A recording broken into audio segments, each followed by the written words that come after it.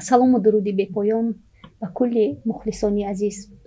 сомонаи оила тасмим гирифтааст бо дастгирии хазинаи аврупо дар доираи лоиҳаи ковид ва ҷамъият як силсила подкаст барномаҳоро аз рӯзгори муҳоҷирини иҷборӣ ё ба ибораи дигар бигӯем гурезаҳо ё паноҳандагон таҳия намояд. мавзӯи барномаи имрӯзаи мо хеле ҷолиб ва шавқовар аст. оё паноҳандагон метавонанд бо мардуми маҳаллӣ издивоҷ намоянд? мегӯянд ишқу муҳаббат ба сарҳад, забон, миллат умуман сару коре надорад. достони ишқи меҳмонони имрӯзаи барномаи мо бори дигар ин гуфтаҳоро собит менамояд. абдулмусаввир ва зарина баҳодурӣ. ишқи ин ду нафар достони ишқи лайливу маҷнунро ба ёд меорад. абдулмусаввир зодаи кишвари ҳамсояи мо афғонистон ҳастанд, вале бо амри тақдир калиди дилашонро ба дасти як тоҷик духтари зебову нозанин ба дасти заринабону супурданд. то ҷое ки ман медонам, мардуми афғон бо бегонаҳо хеле кам издивоҷ мекунанд. аслан чӣ шуд ки шумо калиди дилатонро ба дасти як духтари тоҷик супурдед? ма чун афсар будам, афсари вазорати дохилии афғонистон будам, кам кам рафт омад мекардам. чун ба тоҷикистон рафт омад мекардам замонои солҳои 93-94 баъд аз даргириҳо. чун ма таҳсилоти ма дар замони шӯравӣ буд дар Тошкент. рафт омад мекардам, омадам. чун омадан аз узбекистон ба тоҷикистон мамоният набуд, дар қатора мешиштим меомадем. ки омадем хай як бор ду бор тасодуф рӯзе буд ки ма заринабонура бо модарашон дидам. خب دیگه ما اونقدر زیاد نمیفهمیدم که اینا تاجیک هستن نیستن، ازبک هستن. دیگه خودمون دیگه زندن در بازار صدبرگ اینا چیز میگرفتن، چیز خرید میکردن. خب بعد یک بار دو بار که ما خانه شون تعقیب کردم که خانه شون دیدم. خیلی یک بار دو بار نزدیکی خانه شون رفتم. بعد کی بود که یک هفته دو هفته باز ما سفر باز طرف افغانستان باید میرفتیم. وقتی تعقیب میکردید نترسیدید که برادراش میتونن ببینن، پدرش خب میتونن؟ یک حالتی هست، او حالتی هست که اصلا قدر جنون زیرت میکنه که اصلا ترس نمیداشته باشی. خب یک مدت زمان گذشت و بعد رفت آمد زیاد شد و کوشش کردیم که بسیاری گپایی هست که آدم نمیتونه در افیر گفته. بعد آشنا شدیم و آسته و بعد با مرور زمان واقعا عادت و خاراکتر از اینا خیلی مرا خوشم اومد. تصمیم به این شد که ما ازدواج کنیم. ما 5 برادر هستیم، 4 اپا و خواهر. نام خدا 9 نفر از یک فامیل. مادرم دایم میگفت که ما با اینا میباشم. خودش بچه خوب است، ممکن خانمشم خانم خوب باشه. وقتی که خورد بودم می گپ شد و ما گفتم که ما خارج میرم در اونجا زن میگیرم. همون واسه نقشه کشیده بوده. شکر 4 فرزند، 2 دختر 2 پسر. دختر کلانی است، باز پسر است، باز دختر است، باز پسر است. بسیار خوب. زرینا بانو، وقتی که کس به شما اظهار محبت کردن چه احساساتی شما رو فرا گرفت؟ نمیترسیدید که مثلا یک جوانی خارجی از خارج کشور است، آیا آینده شما چی میشود؟ تقدیرش شاید فریب میکند، راست میگوید، دروغ میگوید، به قولش ایستادگی میکند نمیکند؟ این اندیشه ها نبودن؟ چه احساسات داشتید عموما؟ نمیفهم چی گفتن. مقصد احساس بود که مثال فکر میکردیم که چه خیلی من مثال تاجیک اینا من اول خیال میکردم هندوان. بله.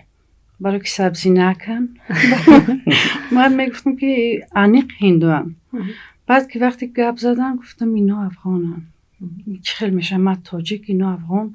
بعد من از خوردی با کتاب خوندن زیاد شوق رغبت داشتم و ما ترجمان در کار نبود. وقتی که گپ میزد گپاشو میفهمیدم. ادبیات کلاسیکی بسیار بخوندید. هیچ ترجمان بین ما در کار نبود. بعد مقصد وقتی که قطعش هم صحبت شدم دیدم انسان خوب.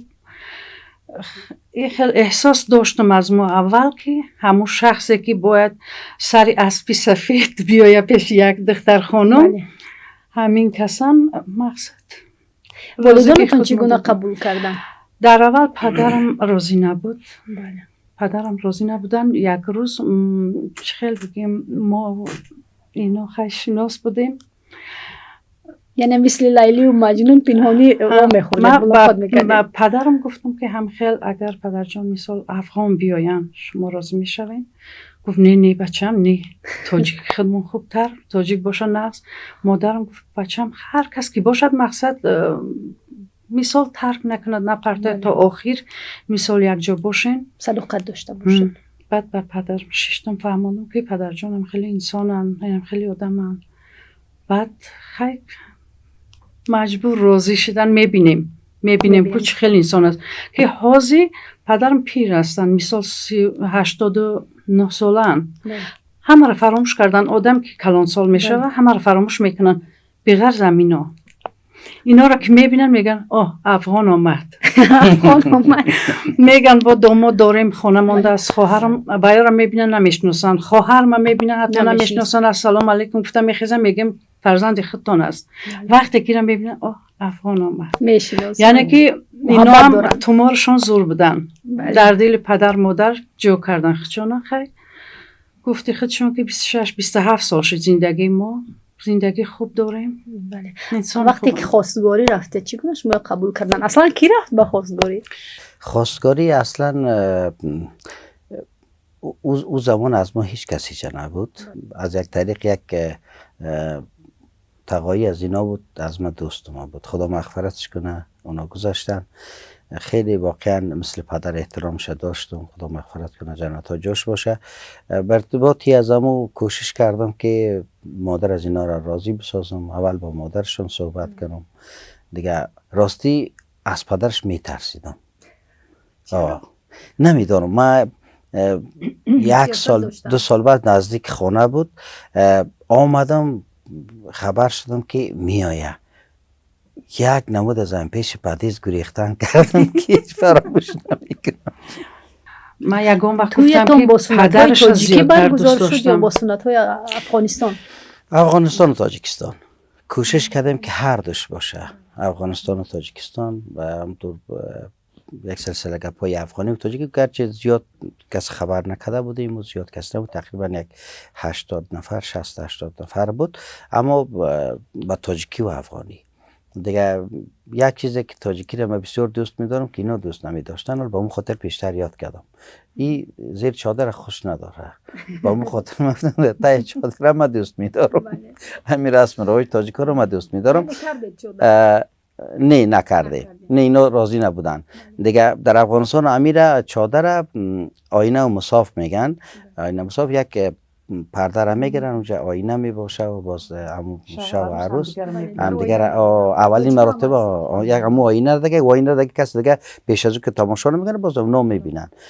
میگن در افغانستان مهر عروس یعنی قلیل که برای دختر میدن بسیار کلان است. یک مبلغ زیاد تشکیل میکند و از همین سبب بسیار جوان مردای افغان خیلی دیر ازدواج میکنن که اصلا ازدواج کرده نمیتوانند. شما نظریه چقدر مرد بودید؟ خب این مهر اصلا مهریه یک مهریه است که دو مهریه که مهریه معجل است که معجل. معجل کسی که معجل برشان میده. معجل کسی است که چیزی که برشان دا آینده مثال خدا نخواسته کدام گپ میشه ای برشان میدن. از ما اینجا که نوشته میکنن این گپا نیست. اما مولای تاجیک بود. تو مولای تاجیک بود که نکاح کرد. این مهریه را اصلا چیزی که نوشته کرده بود با ما هیچ چیز نیست. یا $100 $200 هیچ چیز نیست. طول 27 سال من این مهریه میگیرم. به خاطر که همون خیلی مودا نیست نبود. من قبول نداشتم. 27 سال است من هر روز این مهریه میگیرم. در افغانستان چقدر است؟ در افغانستان ما یک چیز مثال براتون که از دیدگاه خود براتان بگویم که مثال برادر کلانم 7 سال از من کده کلان است، 7 سال از من کده کلان است. ما افغانستان رفتیم، 2 سال بعد ما اونا عروسی کردن برای که نمیشد. تقریبا ما ممکن در عروسی ازی اگر مبالغه نشه ممکن $50,000 مصرف کردیم. زیادتر. به خاطر ازی که ما یکی عروسی تقریبا خب یک رسم رواج جنانات ناپسند داریم. ناپسند به معنی ازی که تقریبا بیش از 1,000 نفر ما نان میتیم یک وقت، 3 روز توی میکنن. یک روز مثال نامزاتی است، یک روز توی است، یک روز دیگه مثال یک روز دیگه تخت میگن. این عروسی خیلی زیاد بود و بود مهریشم تقریبا در اون زمان ما یک ماشین برای اونا خریده بودیم. خودمون خواستیم که ماشین بخریم، $10,000 ماشین شده بود. تقریبا $20,000 ما مهریه گویا داده بودیم. ما تویا نداده بگوییم، تویا نه. وقتی که عقد نکاحتون رو در مقامات‌های دولتی به رسمیت در آوردن می‌خواستید، یگان مانع‌ها پیش نیامدن؟ اصلا نه. چرا دخترهای افغان با جوانای تاجیک ازدواج نمیکنن؟ کردین. شما آگاه نیست. اگر که ضرورت شد باز با ما به تماس شوین. ما هست خیلی دخترای تاجیک هست، افغان ها هستن که با تاجیک ها عروسی کردین. خانواده خوشبخت هم هستن. بله خانواده خوشبخت هستن. زرینه بانو، زندگی البته به پستی و بلندی به شیب و فراز نمی شود. مبادا از همدیگر رنجید، یکم خفگی بینتان به میان بیاید. اولین شده کی برای آشتی شدن قدم می نهد؟ خودمون. خدا شاید از خودمون. از اول تا به آخر خودمون بوده. کوشش میکنیم یک دیگه خودم میفهمیم. قدر خوب یک چیز هم تو بی آلایش هم تو صادقانه ما میگم. صادقانه میگم که چشم یک دیگه خودم میبینیم. این هر قدر که با یک دیگه خود اگر خنده میکنیم تمام. چقدر اگر قهرم باشیم یک بار نگاه کردم که مثال طرف نگاه داره یا میخنده، منم خنده میگیرم، قدر میکنم که مثال همین خیلی باشم با وقار نمیشوم. کدام خصلت‌های شوهرتون به شما پسند هستن و کدام خصلتشون خوشتون نمیبیاد؟ همه خاراکترش، همه خصلتش معقوله. اگر معقول نمیبودن خود ازدواج نمیکردم. معقولا خیلی یک عادت که منفیشون هم یک کمک عادتی خیلی بگم این ننگ باشه ناموس باشه. ما یکم خر میکنم میگم فیودالیستی ای عادت ها، همین عادت که کمک دارن که یا رشک دارن کمک دیگر عادتاش همش. شما رشک دارید نسبت این کس؟ دار اول نداشتم. در این سین سال پیری پیدا شد. چرا در این سین سال ماست پیدا شد؟ نمیفهمم، خودم نمیفهمم برای چی مقصد. اصلا من یک چیزی گفتم میخوام که وقتی که عشق باشه رشک حتما است. وقتی دوستداری باشه رشک حتما است. وقتی که اونا وجود نداشته باشن، رشک وجود نباشه، عشق محبت نیست در بین. زرینه بانو، شوهرتون با پناهنده ها سر و کار دارن و من باوری دارم که شب و نیمه شب هم شاید در شما را میکوبند. کسی با مشکلات خودش، کسی به خاطر یک مصلحت، یک راهنمایی نیمه شب به خانه‌تان مهمان آید، شما چیکار میکنید؟ خیلی تابل نشده. مثال نیمه شب مثال گریزو کسی آمده باشه، یکی تا ساعتی 5 سحر زنگ تلفن است. زنگ تلفن هست. راستش رو تلفن شوهرتان رو میکوبید؟ نه ندارم یادته تماما. حتی زنگ اومدگی است در تلفنشون، برای که من گفتم اول من بد رشک نبودم، حاضر رشکم زیاد شد. نمیفهم به خاطر چی تلفن زنگ میبیاد، من امونا میگیرم میتم نگاه نمیکنم که همون بالای تلفن در خدا نخواسته مثال نامی کدام زن نوشتگی باشه. من تمام. زرینه بانو، وقتی به خانه‌تان مهمان میآید شما برایشون چگونه آش میپزید؟ آش تاجیکی، آش افغانی؟ خیلی بسیار وقت شده است که مثال اگر زن آمده است افغان، مثال من پختپس تاجیکی کردم. بله. برای که افغانی مثال خوراکای افغانی را هر وقت خودشان میپزند. بله. یا مثال آش پلو تاجیکی میپزیم یا خانما میکنیم. یک خوراک ملی خودمان تاجیکی. بسیار خوب. دشواری نمیکشیده در اون دوره‌های اولی بعد ازدواجتون، چون خوراکای ناگوناگون است، عادت‌ها گوناگون است؟ نه شوق ها بود. مثال میگفت روزای مثال اول مثال دم پخت یک نمود برنج پلو دارن به نام دم پخت. مثال من میخواستم که آش تاجیکی پخته کنم، مثال میگفت که بیا دم پخت میپزیم، به من شوق آور بود چی خیلی پخته میشه، بیا من میستم نگاه میکنم شما پزین تیارک. بعد اینا میپختن خیلی میدیدم و من شوق آور بود یاد گرفتنشون، همه نمودی خوراکاشون. خب بودی چه مشکلی نه. شما از خوراکای تاجیکی چی پخته میتوانید؟ در ضمن ازی که من مرد بیرون هستم، در خانم کار میکنم، خانم خوب چیزای خوب پخته کرده میتونم، خوب آش تاجیکی پخته میکنم، خوب آش تاجیکی پخته میکنم. از غذای افغانی همش هم میتونم، چیزی که باشه نمیدونم که خودم دوست میدارم هر چی را پخته میتونم. من پخته هم میکنم اینا پخته میکنن دستشان با مزه است، لیکن من هم پخته میکنم با دست مردک دیگه با مزه داره. با مزه تر پختم. مثلا خوراک پختن در کار اصلا من ایره هیچ اینطور وقت شده که مثلا همون بچه که کار مسافر است بخیر باشه، وارث جان بسیاری وقت میگفت که ما بیشتر پلو یاد کرد، پلو ما دیگه بخار پخته میکنیم، دم پخت میگیم را. او پلو ما پخته میکنه با گوشت قاق. در افغانستان دختران رو از چند سالگی به شوهر میدهند و شما دخترتان رو در چند سالگی خانه دار کردید؟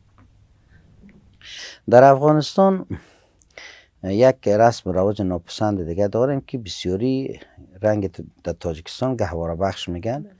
اونجا میتن از خوردی که دادن بازو، اگر شکر پدر و مادرش زنده بود از 18 بالا یا 18 یا 17 یا 20 میتن. اما اگر در این شرایط جنگ بسیاریش پدر نداره، بسیاریش مادر نداره، این کسایی که هستن که در 15 بتن 16 کسی که خواستگار به یا که مثال باشه به خاطر سرپناه گپاش میتن. ما دختر ما را 22 بود به شوهر برآوردیم و شکر خدا از داماد راضی هستیم. بچه خوب است، عادت بسیار خوب داره. شما همچون خوشدامن سختگیر هستید؟ نه هستم. سختگیر در جایش هست. سختگیری است که من میخوام باید همطور باشه. این ما جواب دادم به خاطر. بله. وقتی که خواستگاری آمدن برای فرزندای شما، کدام جهت خانواده رو شما پیش از همه به نظر گرفتین؟ شما باور کنید فقط چیز خوب آداب. ما اصلا چیزی دنیا رو هیچ وقت پسند نکردیم. چیزی دنیا هیچ برای انسان پول و زندگی و گپا خوشی و خرسندی رو بر نمیاره. فقط جرامت دیدیم که خاراکتر یک دیگهشون موافق بیایه. خب در پیشانی هیچ کس نوشته نیست که آدم خوب است این حقارت کرده یا نکرده. ازرین بونو راستش رو بگویید، از اونی که با یک مرد خارجی ازدواج کردید پشیمان نیستید؟ نه هرگز پشیمان. مرد خارجی نگوین خفه میشه. نه یعنی که اون زمانی که ازدواج کردید شما خارجی حساب میشید؟ نه ولی هم خارجی نیستم. اصلا باباشون از سمرقندن، بیبیشون از سر خسور که با من خسورم دیگه. پدر اینا گفتن که هر وقت شد مثال رهاتون کشاده شد شوهرت دستکش گرفته میبری ده بیدی سمرقند. حتی میدونن ده بیدی سمرقند اویله بهادوری ها را پیدا میکنی که ما از قومای اوناییم.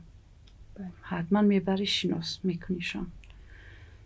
برایم میگن تاجیکم. منم تاجیکم. شما از اونی که با زرینه ازدواج کردید، زرینه رو انتخاب کردید، پشیمان نیستید؟ هرگز نه. هرگز نه. انشالله را به خاطر از این که ما چند گپای و کارایی هست که من پیش خودم هست. یکی تاجیک بودنم است. من مثال در افغانستان باشم از یک ولایت به دیگه ولایت برم ممکن خیلی گپا باشه که خیلی ممانعت باشه برای من، یا زبانش یا رفتارشون دیگه باشه. ما در تاجیکستان هیچ وقت خدا شاید از بیگانگی حس نکردیم. اینه که من مثال پیش تاجیکا باشم تملق بکنم، نه اصلا گپ نیست. زرینه بانو، شما خیلی یک زنی هنرمند هم هستید، در برابر اون که یک زنی بسیار باهوش هستید، یک زنی بسیار زیبا و عاقل هستید، یک زنی هنرمند هم هستید، قالین های دستی حتی می‌بافید. این هنر رو از کجا آموختید؟ این هنر رو 7 سال پیش اگر شنیده باشین اپا اقبال میگفتن، یک زنی کلانسال بود در گلدستان قالین بافی برپا کرده بودن. همونجا رفته یاد گرفته میمونا، همین کسب در دلمون ماند. بعد حتی از اونجا ما رو کچاندن دنیای نو. از کودکی شوق داشتید به بافتن؟ به بافتن خیلی من قالین بافی رو ندیده بودم راستیگه. شوقم بود رومال بافیده، کرچاک دستی، زردوزی کردن، همین چیزای ملی خنوکی هازی میگذرانن احیا کردستن. همینا در شوق داشتم به حد و به اندازه. در تربیه فرزندانتان نقش شما بیشتر است یا نقش پدرشون؟ از هر دو. نه از اینا بیشتر است با واقعیت. از اینا بیشتر. خب ما فکر میکنیم که از اینا بیشتر است. این نظر شخصی من است. یک روز برای مادرم خیلی غیبت از اینا رو کردم و همین گپا گفتم که این نقش از اینا در تربیه فرزندا واقعا خیلی ارزشمند و خیلی برجسته بوده. بله.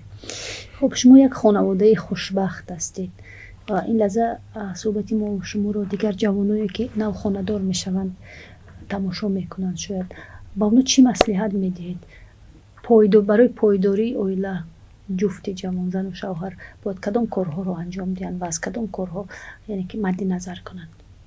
یک دیگه فهمی داشته باشن، یک دیگر فهمی حتما باید بینشون باشه.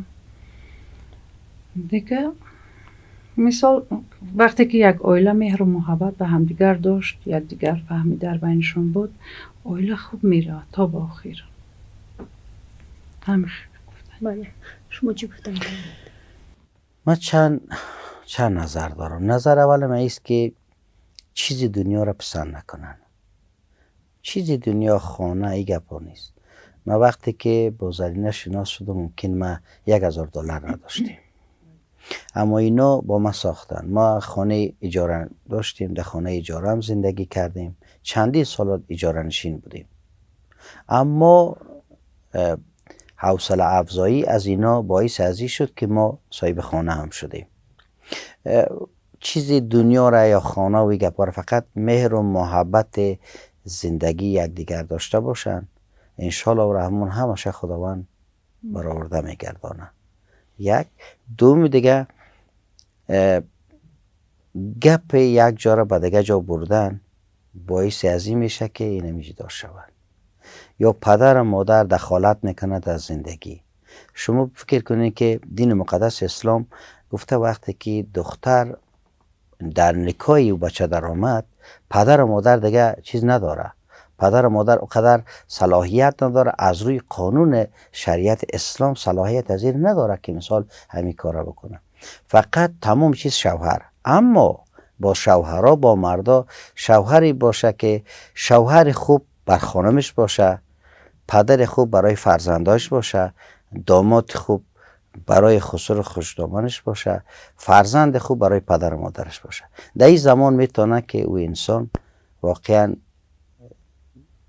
زندگی داشته باشه که چیزی دینا. شما باور کنید روزی شده که من نمیگم که ما روزای بده دیدیم. روزی بوده که ما ممکن تنها نان خشک آوردیم در خانه، اما زندگی واقعا زندگی خوب داشتیم.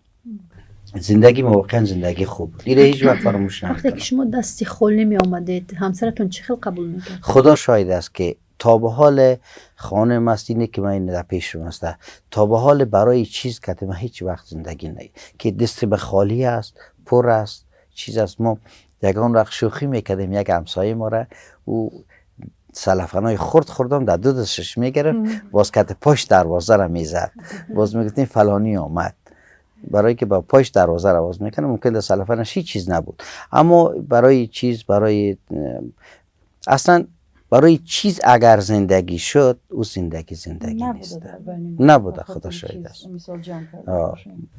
شما همچون رهبری اوریانا جمعیت گریزه ها و پناهنده های افغان با اون جوانان، جوان دختران، جوان پسران گریزه که میخواهند با مردم محلی ازدواج کنند و واقعا هم دوست میدارن، بین اونها محبت است، صمیمیت است، چی مصلحت میدید؟ مصلحت من من حیث ازی اگر که چون من تجربه دارم، تجربه زندگی خود میگم، همین عشق و محبت سرحد نداره، فرق نداره. خب نابست ازی که مثال تاجیک است، روس است، اگر بتونه عادتش خوش بیایه، خراکترش خوش داشته باشه باش، ازدواج کنن، هیچ ممانعت نیست. ممانعت نیست. زندگی اگر یک روز از زندگی داشته باشه نگذد. اگر با یک انسان میخواه که با یک افغان عروسی کنه، برای با افغان عروسی کنه، تاجیک میشه با تاجیک عروسی کنه، فرق نداره. ما باز سر بچه میاییم، با بچه می گفتم بچه جان فرانسوی میگیری، ایتالیوی میگیری. 4.5 سال در جرمنی بود، آلمان بود. گفتم اون یگان آلمانی پیدا نشد بگیری که رفتی فرانسه دیگه، چیزی که خودش بخواه. خب این از تقدیر وابسته هست، اما بسیاری تاجیک ها هستن، افغان ها هستن که مثال بسیارش میگن ما مثال این همی کار هم میکنیم. فعلا ما یک دختر افغان بود، نماینده ما، پدرش نماینده کمیته ما هست در ولایت ختلان. چند روز پیشتر بر ما گفت که دخترکش سال آخرش ما کوشش کردیم از طریق بنیاد آلبرت اینشتین ما را داخل کنیم که سال 5مش از دانشگاه ناصر خسرو ولایت ختلان شهر قربانتیپه باختر بگیره. با هم صنفش آشنا شده، عروسی میکنن. مرا پرسیدن، مادرش زنگ زد که شما چی میگین، راضی هستین یا نه؟ من گفتم راضی بودن ما چی معنی داره؟ وقتی که دختر با پسر جور آمده، اگر من راضی باشم نباشم فرق نداره. اما ما یک چند گپایی هست که من نصیحت مثال برای دخترتان میکنم که دخترتان بردبار باشه. خب بسیاری تا وقتی که میرن زندگی مشترک خیلی گپایی داره. فکر کنید که شما در مکتب از صنف یک داخل میشین، صنف یک داخل میشه، از الفابت شروع میکنی، از الفبا شروع میکنی، کوشش کنی که این الفبای خانی از اونا رو شما بیاموزی و بچه همونطور کوشش کنه که الفبای خانی از اینا رو بیاموزه. زمانی که الفبای خانی یک دیگر رو فهمیدن، خواندن، انشالله دیگه هیچ مشکل نیست.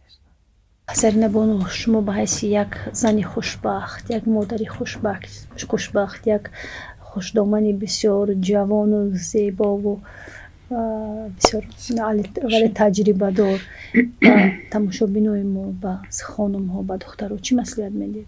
یکدیگر فهمی داشته باشن، مهر و محبت داشته باشن، عزت و حرمت داشته باشن در جای خود، انشالله که زندگیشون خوب پیش میره. تشکر. ما از شما سپاسگزار هستیم که دعوت ما رو رد نکردن، به برنامه ما تشریف آوردید و باوری کامل دارم که تجربه زندگی شما، محبت شما، داستان عشق صمیمی شما که باعث خوشبختی یک جفت و باعث پیدا شدن یک عائله بسیار خوشبخت و تولید و تربیت فرزندان نیک گشته است، به دیگران نمونه عبرت می شود و باقی تمنای آن را داریم که همیشه همین خیلی نسبتی همدیگر مهربان باشید برای و همه خوشبختی های زندگی نصیبتان گردد. سلامت باشید.